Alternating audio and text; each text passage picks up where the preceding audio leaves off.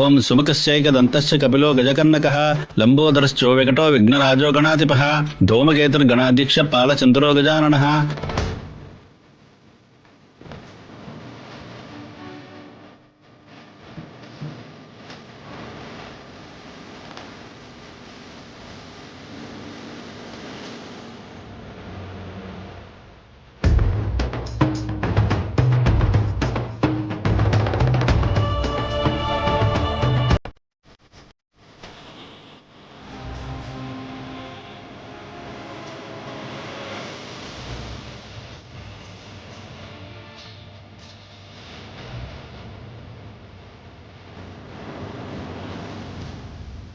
ಏನ್ ರಾಜಲಕ್ಷ್ಮಿ, ಯಾರಿಗೋಸ್ಕರ ವೇಟ್ ಮಾಡ್ತಿದ್ಯಾ?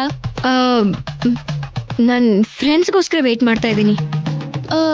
ಯಾರ ಫ್ರೆಂಡು? ಹುಡುಗಾನ ಹುಡುಗಿನ? ಅಪ್ಪಿ ತಪ್ಪಿ ಕೋಚ್ ಸರ್ನ ಕರ್ದಿಲ್ಲ ತಾನೆ? ಏನ್ ರಾಜಲಕ್ಷ್ಮಿ, ಏನ್ ಸಮಾಚಾರ? ಏನು ಇಲ್ಲ ಮಾವ. ಇಷ್ಟರಲ್ಲೇ ನೀವು ಮದ್ವೆ ಮಾಡ್ಕೋತಿದ್ದೀರಾ ಅಲ್ವಾ? ನಿಮ್ ಮಧ್ಯ ನಾನ್ ಯಾಕೆ ಅಂತ ನೀವ್ ಹೋಗಿ. ಹೋಗಿ. ಅಮಾಯಕಿ ಆದ್ರೂ ಕರೆಕ್ಟ್ ಆಗಿ ಹೇಳಿದ ರಾಜಲಕ್ಷ್ಮಿ. ಆದ್ಯಾನು ನಿಂತರನೇ ಅರ್ಥ ಮಾಡ್ಕೊಂಡ್ರೆ ಚೆನ್ನಾಗಿರುತ್ತೆ. ಹೆಲೋ, ಅರ್ಥ ಮಾಡ್ಕೊಂಡಿರೋದಕ್ಕೆ ಇಲ್ಲಿವರೆಗೂ ಬಂದಿದ್ದೀನಿ. ಎಲ್ಲಿವರೆಗೂ ಬಂದಿದ್ಯಾ? ಅದೇ ಮದುವೆವರೆಗೂ. ಆದ್ಯ ಕೋಪ ಮಾಡ್ಕೊಂಡು ಹೋದ್ಲಾ ಅಥವಾ ನಾಚ್ಕೊಂಡ? ನಿನಗೆ ಗೊತ್ತಿರ್ಬೇಕು. ಪ್ಲೀಸ್ ಮಾವ.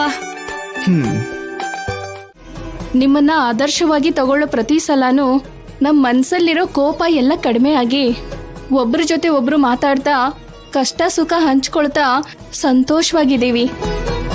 ನೀವು ಕೂಡ ಹಾಗೆ ಸಂತೋಷವಾಗಿದ್ದು ಯಾವಾಗ್ಲೂ ನೀವಿಬ್ರು ಆದರ್ಶ ದಂಪತಿಗಳಾಗೆ ಉಳಿಬೇಕು. ಹಾಗೆ ಆಗ್ಲಿ. ಒಳ್ಳೇದಮ್ಮ.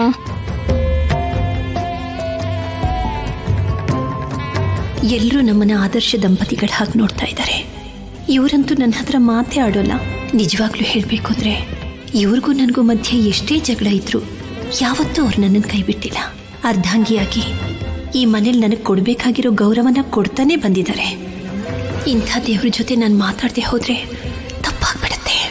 ಭಗವಂತ, ಹೇಗಾದರೂ ಇವತ್ತು ಇವ್ರು ನನ್ನ ಹತ್ರ ಮಾತಾಡೋ ಹಾಗೆ ಆಶೀರ್ವಾದ ಮಾಡು ಪ್ರಭು.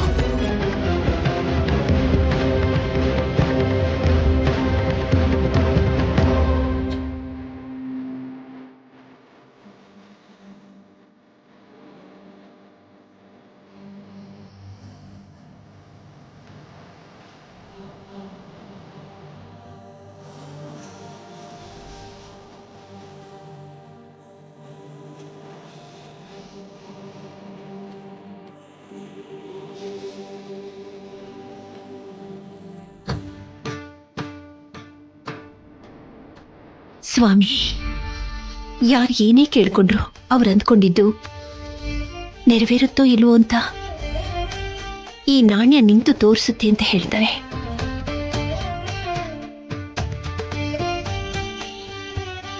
ನಮ್ಮ ಯಜಮಾನರು ನನ್ನ ಹತ್ರ ಮಾತಾಡಬೇಕು ಅನ್ನೋದೇ ನನ್ನ ಕೋರಿಕೆ. ಅದು ನೆರವೇರೋ ಹಾಗೆ ಮಾಡು ತಂದೆ.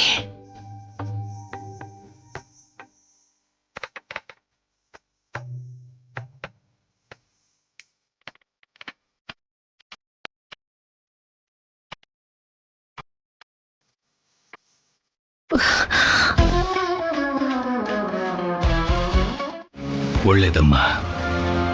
ಯಾರಿಂದ ತಪ್ಪು ನಡೆದಿದ್ರು ನಿನಗಾಗಬೇಕಾಗಿರೋ ನಷ್ಟ ಆಗೋಗಿದೆ. ಮದುವೆಯಾಗಿ ಜೋಡಿಯಾಗಿ ದೇವಸ್ಥಾನಕ್ಕೆ ಬರ್ಬೇಕಾದ್ ನೀನು ಹೀಗೆ ಒಂಟಿಯಾಗಿ ಬಂದಿದ್ಯಾ. ಇದೆಲ್ಲ ಸೀನು ಆದ್ಯನ ಪ್ರೀತಿಸಿದ್ರಿಂದಾನೇ ಆಗಿದ್ದು ಅಂತ ಗೊತ್ತಿದ್ರು ಕೂಡ ನೀನು ನಮ್ಮ ಕುಟುಂಬದ ಮೇಲೆ ದ್ವೇಷ ಬೆಳೆಸ್ಕೊಳ್ದೆ ನಮ್ಮ ಒಳ್ಳೇದನ್ನ ಕೇಳ್ಕೊತಾ ಇದೀಯ ಅಂದ್ರೆ ನಿನ್ ಗುಣ ಎಂಥದ್ದು ಅಂತ ಅರ್ಥ ಆಗುತ್ತಮ್ಮ. ಒಳ್ಳೆಯವ್ರಿಗೆ ಯಾವಾಗ್ಲೂ ಒಳ್ಳೇದೇ ಆಗುತ್ತಮ್ಮ.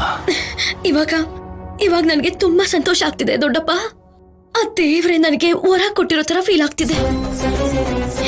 ನಿಮ್ಮ ಆಶೀರ್ವಾದ ಇದ್ರೆ ಯಾವತ್ತಾದ್ರೂ ಒಂದಿನ ಒಳ್ಳೇದಾಗೆ ಆಗುತ್ತೆ. ಅಮ್ಮ ಚಾರು, ನೀನು ಕೂಡ ನಮ್ಮ ಜೊತೆಲಿ ಪೂಜೆಗೆ ಕೂತ್ಕೋ. ನಿನಗೂ ಕೂಡ ಒಬ್ಬ ಒಳ್ಳೆ ಹುಡುಗನ್ ನೋಡಿ ಸೀನು ಮದ್ವೆ ಜೊತೆ ನಿನ್ನ ಮದ್ವೆನೂ ನಡಿಬೇಕು ಅಂತ ವಿನಾಯಕನಿಗೆ ಪೂಜೆ ಮಾಡಿಸ್ತೀನಿ. ಆಗ್ಲಿ ದೊಡ್ಡಮ್ಮ. ನಿಮ್ ಮಾತು ಕೇಳಿಸ್ಕೊತಿದ್ರೆ ನನಗೆ ತುಂಬಾ ಧೈರ್ಯ ಬರ್ತಿದೆ.